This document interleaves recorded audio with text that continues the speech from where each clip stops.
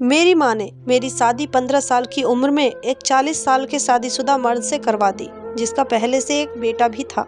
शादी के बाद मैंने उसे माँ बनकर पाला और मेरी कोई औलाद भी ना हुई। शादी के कुछ साल बाद मेरे पति काम के सिलसिले में शहर से बाहर गए।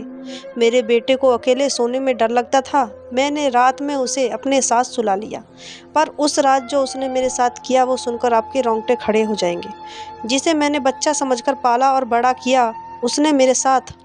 मेरा नाम सोनिया है। मेरी उम्र तकरीबन 15 साल की थी जब मेरी माँ ने मेरी शादी 40 साल की उम्र के शख्स से करवा दी। मैं इस शादी से नाखुश थी। एक तो मेरी उम्र बहुत कम थी और दूसरा वो आदमी मुझसे काफ़ी बड़ा था, मगर माँ की जिद के आगे मैं मजबूर हो गई। मैंने इस शादी से इनकार भी किया था तो मेरी माँ ने मुझे धमकी दी, अगर तू ये शादी नहीं करेगी तो मैं कुछ खाकर मर जाऊंगी। तेरे बाप ने मरने से पहले मुझसे वादा करवाया था कि तेरी शादी मैं जल्द से जल्द करवा दूं। तेरे इनकार से तेरे बाप के आत्मा को शांति नहीं मिलेगी। मैं माँ की बात सुनकर बहुत हैरान हुई कि माँ ने पापा से ऐसा वादा क्यों किया। मजबूरन मुझे इस रिश्ते को हाँ करना पड़ा और अपना नसीब भगवान के हवाले कर दिया। जब मैंने इस रिश्ते के लिए हामी भरी तो मेरी माँ बहुत खुश हो गई। वो मेरा माथा चूमकर कहने लगी, देखना सोनिया, मैंने जो भी किया है वो तेरी भलाई के लिए ही किया है। कुछ भी हो जाए, तू कभी भी अपने ससुराल से मुंह मोड़कर वापस मत आना। मैं और तेरा भाई तुझसे मिलने आते रहेंगे। मुझे कुछ भी समझ में नहीं आ रहा था। मैं अंदर ही अंदर इस शादी को लेकर डर रही थी, क्योंकि अभी मेरी उम्र भी बहुत कम थी। उस वक्त मेरी उम्र सिर्फ 15 साल थी जब माँ ने मेरी शादी की जल्दी मचा दी थी।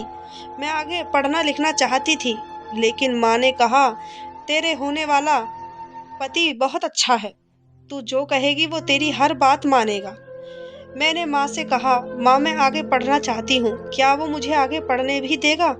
माँ ने कहा, तू फिक्र मत कर, मैंने तेरे होने वाले पति से तेरी पढ़ाई के बारे में बात कर ली है। वो तेरा किसी अच्छे से कॉलेज में दाखिला करवा देगा जिससे तू आगे की पढ़ाई कर सकती है।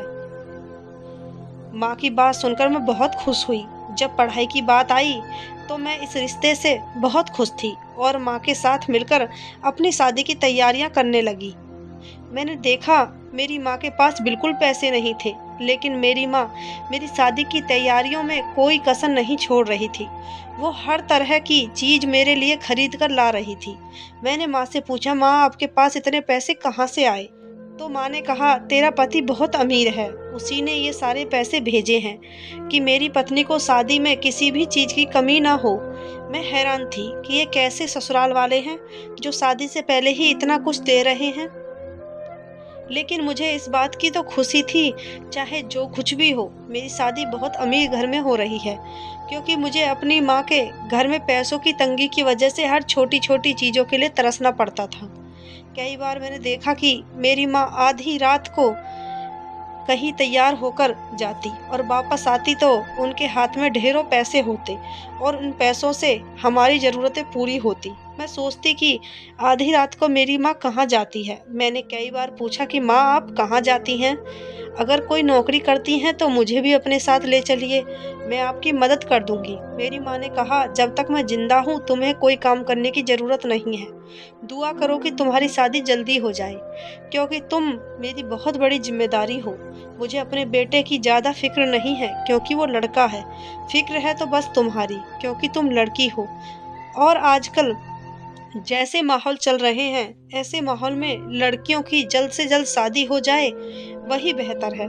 हमारे घर में चारों शोरों से शादी की तैयारी चल रही थी और फिर वो दिन भी आ गया जिस दिन मेरी शादी थी। मेरी शादी उदय नाम के एक आदमी से करवा दी गई जिसकी उम्र लगभग 40 साल थी। मैं सुहाग की सेज पर बैठी हुई अपने पति का इंतजार कर रही थी, लेकिन मन में घबराहट भी थी। जब मेरे पति उदय मेरे कमरे में आए तो वो मुझसे अजीब सी गुफ्तगू करने लगे।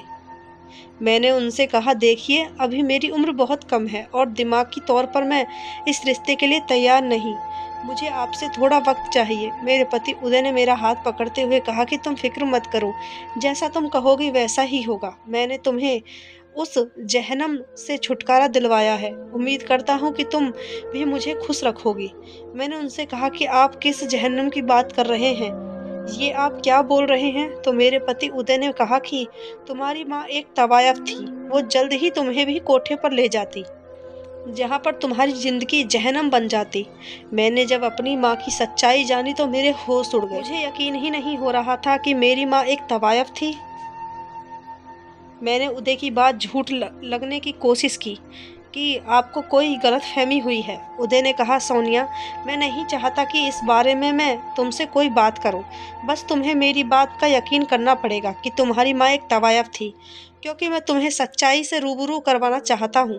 तुम्हारी माँ तुम्हें भी कोठे पर ले जाकर धंधा करवाना चाहती थी।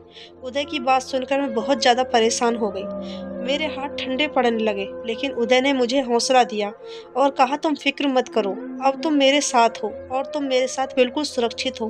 मैंने भगवान का शुक्रिया अदा किया कि उन्होंने मेरे साथ अच्छा किया, कि मुझे इतना अच्छा पति मिल गया। लेकिन अभी भी मेरा दिल नहीं मान रहा था कि मेरी माँ एक तवायफ थी।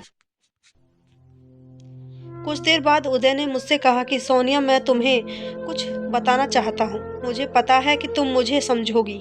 मैंने कहा, हाँ बताइए। मेरे पति उदय ने कहा कि सोनिया, मेरी पहली शादी का मेरा एक बेटा है जो अभी 4 साल का है। मैं चाहता हूँ कि तुम उसे माँ का प्यार दो, क्योंकि मेरी पहली पत्नी यानी उसकी माँ अब इस दुनिया में नहीं है। ये बात सुनकर मैं सन्न रह गई। उदय पहले से शादीशुदा थे और उनका एक बेटा भी है। ये बात सुनकर मेरी आंखों से आंसू गिरने लगे।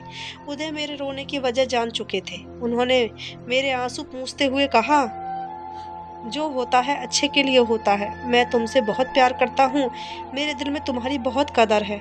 उदय की बात सुनकर मैंने भी सोच लिया था कि मैं उस बच्चे को माँ का प्यार दूंगी, क्योंकि अब जो कुछ भी था यही मेरा परिवार था और इसमें उस बच्चे का कोई कसूर नहीं था। उदय ये सारी बातें समझाकर कमरे से बाहर चले गए और मैं सोने के लिए लेट गई। अगली सुबह जब मेरी आंख खुली तो वो बच्चा मेरे करीब ही था। उदय ने उसे लाकर मेरी गोद में डाल दिया और कहने लगे, सोनिया, आज से ये तुम्हारी औलाद है। मुझे उम्मीद है कि तुम इसे माँ का प्यार दोगी और मुझे शिकायत का कोई मौका नहीं दोगी। धीरे धीरे मेरी शादी को 3 महीने गुजर गए।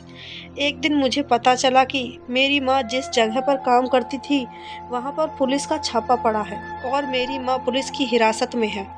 मेरा एक भाई था शिवम। मुझे उसकी बहुत फिक्र सताने लगी, क्योंकि मेरा भाई तो अभी बहुत छोटा था। उदय ने कहा, को सोनिया, तुम शिवम की चिंता मत करो, मैं उसे उसकी पढ़ाई के लिए हॉस्टल भेज दूंगा। तुम्हें शिवम की फिक्र करने की कोई ज़रूरत नहीं। उदय की बातों से मुझे तसल्ली हुई, पर अब मुझे अपनी माँ की फिक्र होने लगी। लेकिन उदय ने कहा, इस मामले में मैं कुछ नहीं कर सकता, क्योंकि तुम्हारी माँ का एक तवायफ थी। मैंने उन्हें इस काम के लिए कई बार मना किया, पर उन्होंने मेरी एक न सुनी। मैंने उदय से कहा कि मैं अपनी माँ से मिलना चाहती हूँ। उदय ने मेरी बात मान ली और अगले ही दिन वो मुझे मेरी माँ से मिलवाने लेकर गए। मैंने माँ से कहा, माँ, आपने ये गलत रास्ता क्यों चुना? हम भूखे ही सो जाते या किसी से मांग कर अपना पेट भर लेते, लेकिन आप ये गलत काम नहीं करती। माँ ने कहा, बेटा, मैं मजबूर थी, मेरे पास कोई दूसरा रास्ता नहीं था। लेकिन अब मुझे अपनी माँ की किसी भी बातों पर यकीन नहीं हो रहा था। माँ से मिलने के बाद मैं उदय यानी अपने ससुराल आ गई और उदय के बेटे यानी साहिल को पूरी तरह अपना लिया और उसे एक माँ का प्यार देने लगी। धीरे धीरे मेरी शादी को 4 से 5 साल गुजर गए, लेकिन भगवान ने मुझे अभी तक कोई औलाद नहीं दी थी। मैं भगवान से प्रार्थना करती थी कि हे भगवान, मेरी भी कोख भर दे। भले ही मैं साहिल से बहुत प्यार करती थी, लेकिन मेरे अंदर भी माँ बनने की चाह थी। कई बार मैंने मन में ख्याल आता कि मैं भी माँ बना सकूं। मैंने उदय से इस बारे में बात की। वह मुझे डॉक्टर के पास लेकर चले गए। शायद मुझ में ही कोई कमी है, लेकिन मेरी बात पर उदय इस बात को टालते हुए कहते, जब हमारे पास एक बेटा है तो बच्चे की फिक्र करने की क्या ज़रूरत है? जब भगवान को देना होगा तो दे देगा। मैं नहीं चाहता कि तुम हॉस्पिटलों के चक्करों में पड़ो। इसी तरह वक्त गुजरता जा रहा था। धीरे धीरे करके मेरी शादी को 8 साल हो गए। साहिल अब 12 साल का हो गया था। साहिल की पूरी जिम्मेदारी मेरे सर पर थी। मैं एक माँ की तरह उसका ख्याल करती थी। इन्हीं दिनों उदय को काम के सिलसिले में किसी दूसरे शहर जाना पड़ा। मेरे बेटे साहिल को अकेले सोने से डर लगता था।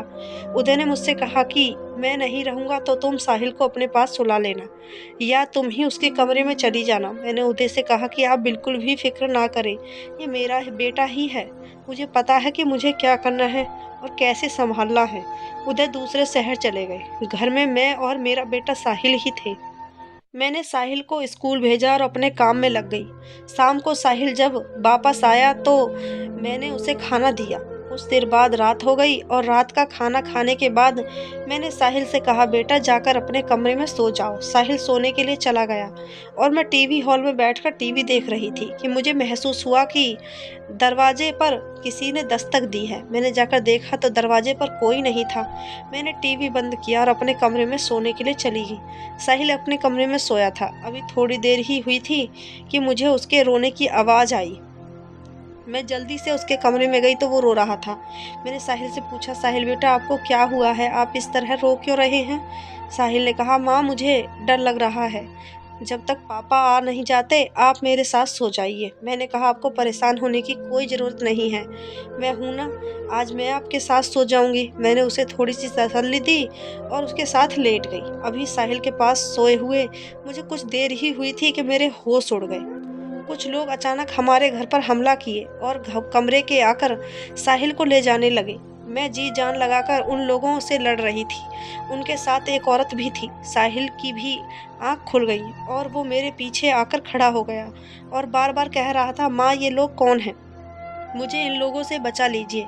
मैं बार बार साहिल को तसल्ली दे रही थी। मुझे कुछ समझ में नहीं आ रहा था कि आखिर ये लोग हैं कौन और साहिल को क्यों ले जाना चाहते हैं। ना जाने कब उन लोगों से लड़ते लड़ते मुझे चक्कर आया और मैं गिरकर बेहोश हो गई और जब मेरी आंख खुली तो मैं अस्पताल में थी। मेरे सामने साहिल था। मुझे होश में आता देखकर वह मुझे पकड़कर फूट फूट कर रोने लगा। मैंने भी उसे गले लगा लिया। उदय भी आ चुके थे और हमारे सामने पुलिस भी थी। पुलिस ने मुझसे रात की घटना के बारे में सब कुछ जानना चाहा। मुझे जो कुछ भी याद था मैंने उन्हें बताया, पर जो हकीकत पुलिस ने मुझे बताई उसे सुनकर तो मेरे पैरों तले से ज़मीन खिसक गई। जिसे मैं बच्चा समझती थी उसने ये सब कर दिखाया। पुलिस ने बताया कि जब आप बेहोश हुई तो साहिल का हमारे पास फ़ोन आया। साहिल ने बताया कि वो बाथरूम में आकर फ़ोन कर रहा है, हमारे घर में बहुत से गुंडे आ गए हैं और मेरी माँ बेहोश हो गई है और वो गुंडे हमें पकड़कर ले जाना चाहते हैं। मैंने साहिल से एड्रेस पूछा और तुरंत हम आपके घर पर आ गए। उन लोगों ने बाथरूम का दरवाज़ा तोड़ दिया था और वो लोग साहिल को अपने साथ गाड़ी में बिठाने ही वाले थे। तभी हम मौके पर पहुंच गए और हमने साहिल को बचा लिया और उन गुंडों को हिरासत में ले लिया। पुलिस ने बताया कि वो औरत जो साहिल को उठाकर ले जाना चाहती थी वो कोई और नहीं बल्कि साहिल की अपनी सगी माँ है। यह सुनकर तो मेरे होश उड़ गए। मैंने सवालिया नज़रों से उदय की तरफ देखा और उनसे पूछा कि आपने तो कहा था कि आपकी पहली पत्नी मर चुकी है, तो फिर वो कौन है? उदय ने बताया, हाँ मैंने तुमसे झूठ बोला था क्योंकि मेरी पत्नी एक बदचलन औरत थी। वो मेरे साथ रहना ही नहीं चाहती थी और एक रात उसने मुझे और अपने बेटे को छोड़कर पता नहीं कहाँ चली गई। मैंने उसे ढूंढने की बहुत कोशिश की लेकिन वो नहीं मिली। तब से मैं ही साहिल की देखरेख कर रहा था और जब तुम मेरी ज़िंदगी में आई तो मैंने साहिल को तुम्हें सौंप दिया। पर अब मुझे समझ में नहीं आ रहा है कि वो इतने दिनों बाद साहिल को क्यों लेने आई थी। उदय ने जब पता किया तो पता चला कि उदय की पहली पत्नी यानी साहिल की माँ साहिल को इसलिए अपनाना चाहती थी क्योंकि उसे पता चल गया था कि साहिल के नाम बहुत सी प्रॉपर्टी है और वो प्रॉपर्टी को हड़पने के चक्कर में साहिल को अपनाना चाहती थी। उदय ने कानून की मदद ली और कानूनी तौर पर अपनी पहली पत्नी को तलाक दे दिया। यह सब जानने के बाद मैंने साहिल को अपने सीने से लगा लिया क्योंकि अगर साहिल ने अपना दिमाग नहीं चलाया होता तो पता नहीं वो गुंडे मेरे और साहिल के साथ क्या करते। भगवान ने मेरी कोख सूनी रखी लेकिन साहिल जैसे बेटे को पाकर मेरी कोख भर गई। धीरे धीरे करके साहिल अब बड़ा हो गया है और एक सॉफ्टवेयर कंपनी में इंजीनियर है और मेरे और अपने पापा में उसकी जान बसती है। कुछ दिन बाद एक अच्छी सी लड़की देखकर मैंने उसकी शादी करवा दी। मेरी बहू भी बहुत अच्छी है। मैं उसे अपनी बेटी मानती हूँ और वो भी मुझे अपनी माँ मानती है। कहते हैं कि प्यार से हर रिश्ते को अपनाया जा सकता है। जहाँ प्यार है वहीं रिश्ता अपना है, चाहे वो सगा हो या सौतेला। दोस्तों ये थी हमारी आज की कहानी। कहानी अच्छी लगी हो तो चैनल को सब्सक्राइब, वीडियो को एक लाइक ज़रूर कर देना। धन्यवाद दोस्तों।